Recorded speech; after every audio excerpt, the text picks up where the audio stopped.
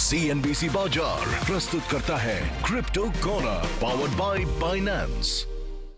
नमस्कार, crypto corner में आपका स्वागत है। हमारे साथ डॉक्टर यान टैन हैं जो को फाउंडर हैं एक्टिवेट से। डॉक्टर टैन, बहुत शुक्रिया साथ जुड़ने के लिए। और मलेशिया ने अपने आप को पोजीशन किया है as one of the top crypto friendly destinations for digital nomads and companies. आप कैसे देखते हैं regulatory frameworks at activate and also institutional adoption के लिए, प्रोटेक्शन ऑफ रिटेल इन्वेस्टर्स के लिए क्या कुछ किया जा रहा है? Thank you for the question. So there is a lot of progress at the current moment, and we have been working very, very closely with the governments and relevant agencies to actually help projects or companies onshore in Malaysia. So Activate being part of the Block Office Group, we firmly believe in compliance and also the right corporate governance when it comes to establishing corporate structures that actually comply with every government sector. So whether be it rules and regulations and whatnot. So I think it's a breath of fresh air, especially with all the regulatory ambiguity that a lot of people in the industry are actually experiencing. And that's definitely a very, very good step forward. You were telling us about the robotic project that you are onboarding, also AI convergence with blockchain technology. How do you look at all of that playing out going forward? Yes, I do believe so. I am actually currently in San Francisco, and I participated in one of the demo days by Base. And what I've seen is that the convergence of AI, robotics, and also and blockchain is that it enables a very, very seamless way of making payments, especially for services, right? We do believe that robotics is the future, and something that we are building right now is something called Shadow Combat League. And it is more on the entertainment front, right?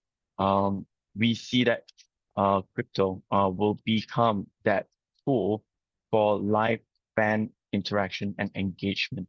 And yeah, it's going to be very interesting to see. It is it's a humanoid, it's a bipedal humanoid teleoperated combat sport that we are building here, and we are actually very, very excited to bring this to the world. Think of it as robotics MMA. What is really doing a big amount of movement in the international market clearly is about stable coins, making strong inroads in cross-border payments and also in sense of more and more currencies backing it now. How you at Activate are looking at this? I do believe that stable coins are definitely here to stay. I go back to the point of regulatory ambiguity right now. That when you cross borders, there are a lot of questions that will be asked, right? I think that's the primary concern across governments, across policymakers, whether funds that are being transferred or being used, is it actually legitimate and where it has been? And I think this is the perfect use case of the blockchain, whereby every fund, every dollar that's being transferred, it can be traced back to its origins.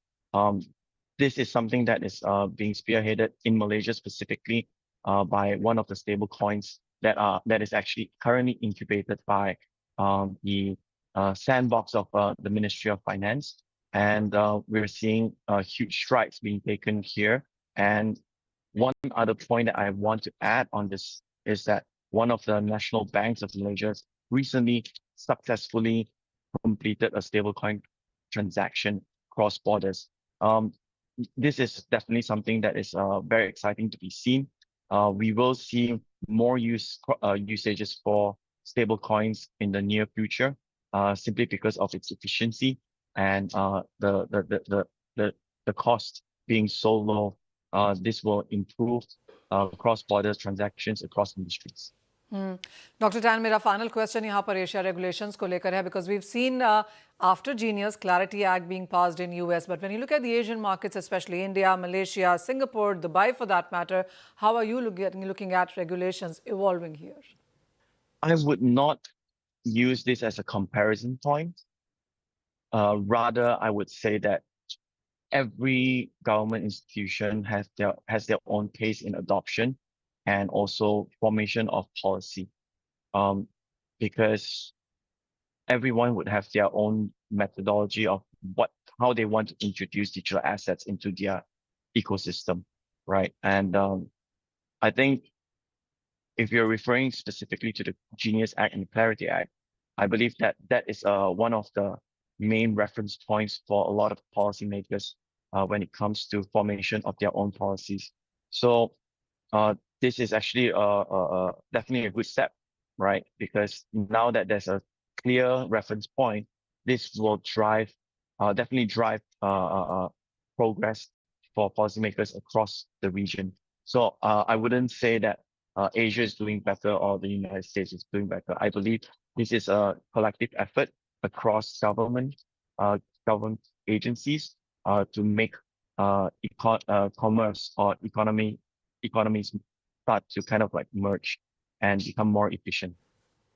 Doctor यान tan, बहुत शुक्रिया हमारे साथ जुड़ने के लिए। तो वो डॉक्टर टैन बता रहे हैं कि किस तरह से मलेशिया एक काफ़ी क्रिप्टो फ्रेंडली कंट्री है, जहां पर हमने रेगुलेशंस आते हुए देखे हैं, गेमिंग में यहां पर पॉजिटिविटी है, स्टेबल कॉइन्स यहां पर बेहतरीन कर रहे हैं, और जहां तक इन्वेस्टमेंट्स की बात है, हमने एशियन मार्केट्स में वो नंबर्स भी यहां पर पिकअप होते हुए देखे हैं। CNBC बाजार प्रस्तुत करता है crypto corner, powered by Binance.